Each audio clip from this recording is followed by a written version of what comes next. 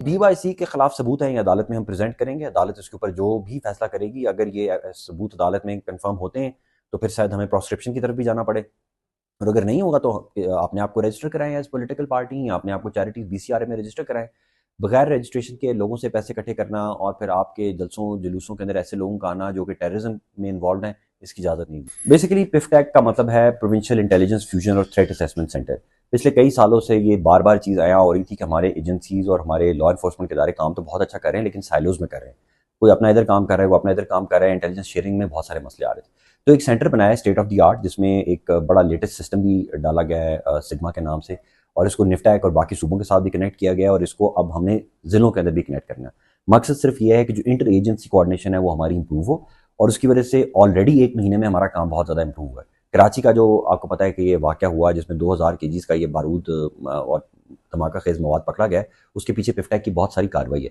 मदारिस की रजिस्ट्रेशन हो, centre of excellence का एस्टेब्लिशमेंट हो, यानी कि सिटी डोमेन में जितना भी काम हो रहा है उसमें जो शेयरिंग होगी इन्फॉर्मेशन की और डेटा की, वो पिफ्टैक के थ्रू होगी।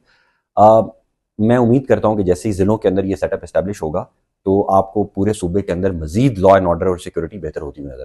जो टोटल हमारे ऑपरेशन हुए हैं वो तो 90,000 के करीब हुए हैं, जिसमें हर किस्म का ऑपरेशन है, जिसमें पुलिस के ऑपरेशन हैं, इंटेलिजेंस के ऑपरेशन हैं, टेररिस्ट फाइनेंसिंग के ऑपरेशन हैं, जिसमें एक बंदे की इतलाक पे भी काम हुआ, पूरी पूरी यूनिट ने भी एक्शन किया, और हर यूनिट हर सेटअप ने एक्शन किए।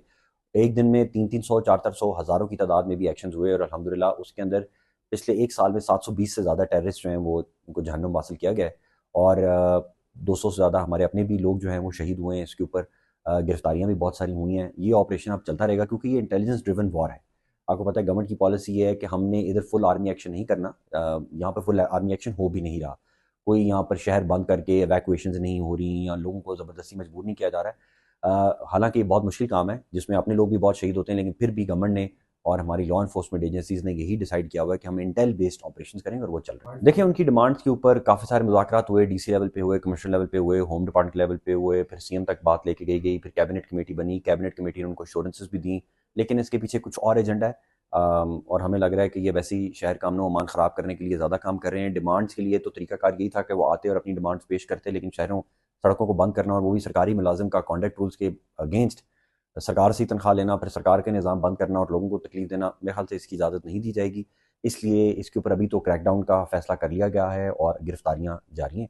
हाँ, अगर कोई बात करना चाहता है तो उसके लिए हमेशा दफ्तर खुले हुए हैं। आप अपने अपने सेक्रेटरीज के पास जाके अपनी गुजारिशात भी पेश करें। अगर कोई नहीं पूरी हो रही है, आपके पास अदालतें हैं, आपके पास अपने MPs हैं, आपके पास अपने MNAs हैं, कैबिनेट कमेटी बनी हुई है। वो लास्ट कैबिनेट में भी ये एजेंडा डिस्कस हुआ था, लेकिन सड़क बंद करने की इजाज़त नहीं दी जी। BYC के खिलाफ सबूत है, ये अदालत में हम प्रेजेंट करेंगे। अदालत इसके ऊपर जो भी फैसला करेगी, अगर ये सबूत अदालत में कंफर्म होते हैं तो फिर शायद हमें प्रोस्क्रिप्शन की तरफ भी जाना पड़े, और अगर नहीं होगा तो अपने आप को रजिस्टर कराएं एज पॉलिटिकल पार्टी, या अपने आप को चैरिटी BCRA में रजिस्टर कराएं। बगैर रजिस्ट्रेशन के लोगों से पैसे इकट्ठे करना और फिर आपके जलसों जुलूसों के अंदर ऐसे लोगों का आना जो कि टेररिज्म में इन्वॉल्व हैं, इसकी इजाज़त नहीं दी जा सकती।